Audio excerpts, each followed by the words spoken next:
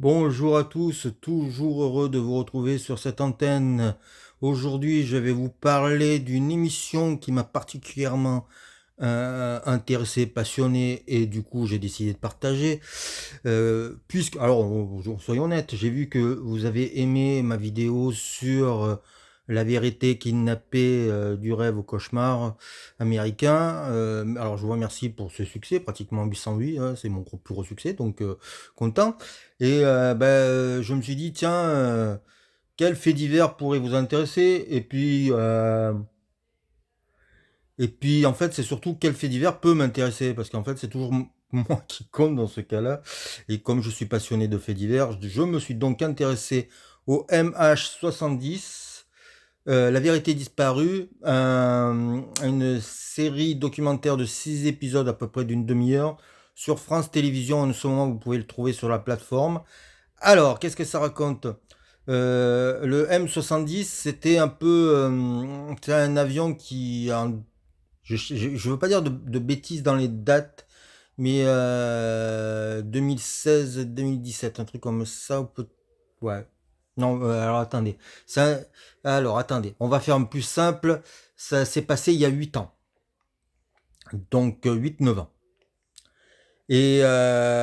Donc on est en 2024, le documentaire a été fait en 2023. Donc là, on a à peu près, voilà, on est en 2017. Il y a un avion qui doit aller de la Malaisie jusqu'à Pékin. Et au bout d'une heure, il n'y a plus de communication. On ne retrouve plus l'avion. Bien sûr, très vite, on pense au pire. Et euh, très vite, ils vont annoncer plusieurs pistes. Et on va se rendre compte que les communications ont été coupées au bout d'une heure, mais que l'avion a changé de route. Et à partir de là, on n'a plus jamais retrouvé l'avion. Donc, ce documentaire, à base d'archives, à base de témoignages, et aussi à base d'enquêtes, essaie de savoir ce qui s'est passé à cet avion, ce qui pourrait arriver, euh, ce qui aurait pu se passer. Voilà. Et donc, du coup, on se retrouve avec plein de théories du complot, qui sont passionnantes. Et c'est les Malaisiens de suite qui ont commencé à créer cette atmosphère autour de cet avion. C'est-à-dire qu'au début, ils ont dit que c'était deux Iraniens qui ne devaient pas être sur l'avion, qui se sont retrouvés sur cet avion et qui auraient pu peut-être pris en otage l'avion, donc ça aurait été un détournement. Puis très vite, on s'est rendu compte que c'était des conneries, que les Iraniens, ces pauvres types, voulaient euh, aller en Grèce de manière, euh, j'allais dire, de manière non autorisée pour pouvoir immigrer, et du coup, changer de pays. Donc c'était eux, non, c'était pas possible. Ensuite, quelqu'un a vu dans l'océan Indien, je crois. Alors je mets plein de guillemets sur les zones géographiques parce que comme ils en donnent beaucoup, j'ai peut-être confondu et je veux pas dire de bêtises. En tout cas, quelqu'un a vu un avion en feu s'écraser en pleine mer, peut-être en pleine mer de Chine. Donc on n'a pas. Il y a des images satellites qui montrent des objets, tout ça, mais euh, aucun morceau d'épave n'a été trouvé. Après, il y a plein de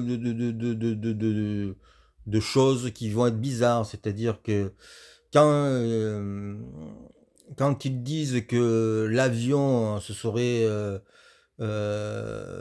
écrasé en pleine mer, ce qui est détonnant, c'est que très vite, ils disent oui, mais c'est des images volées. euh, C'est Pékin qui s'est trompé, ne voulait pas nous envoyer ces images et nous envoyer ces images. Donc déjà, il y a des choses qui sont très très ambiguës. Après, ils veulent charger le pauvre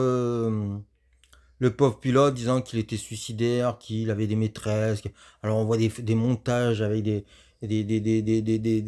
femmes pulpeuses, comme s'il avait des tas de maîtresses qui se seraient endettées et tout.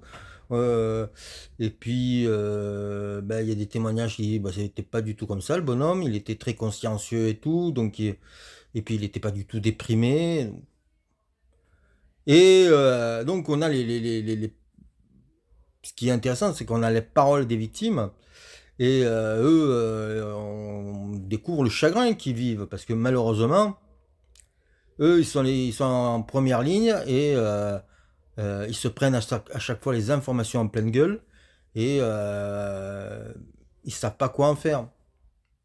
Donc après, ces victimes-là ont voulu créer une sorte de comité pour trouver et pour pouvoir eux-mêmes faire l'enquête. Puis ils se sont rendus compte qu'entre eux ça allait pas et que peut-être ils auraient été infiltrés par la CIA.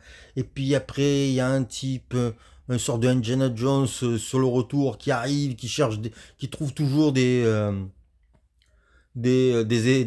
morceaux d'épave, mais on sait pas d'où ça vient, on sait pas comme. Voilà. Et tout est alambiqué, tout est tiré parfois par les cheveux. Et c'est en ça que c'est passionnant parce que on est témoin de ça. Et donc, si vous aimez les faits divers, les mystères non résolus, c'est l'un des derniers très grands. Et, euh, et l'histoire est fascinante. Ça fait 2 fois que je vois un documentaire là-dessus. Il y en a un sur Netflix. Donc il y en a un maintenant sur France Télévisions.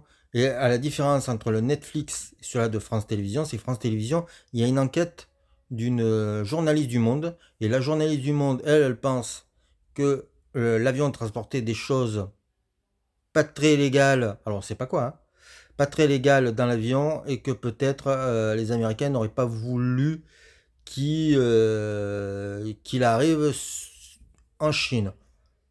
Mais c'est des spéculations. On n'en sait pas plus. Peut-être qu'on n'en saura pas plus. Et tout l'intérêt de ce documentaire est là. Donc je vous le conseille.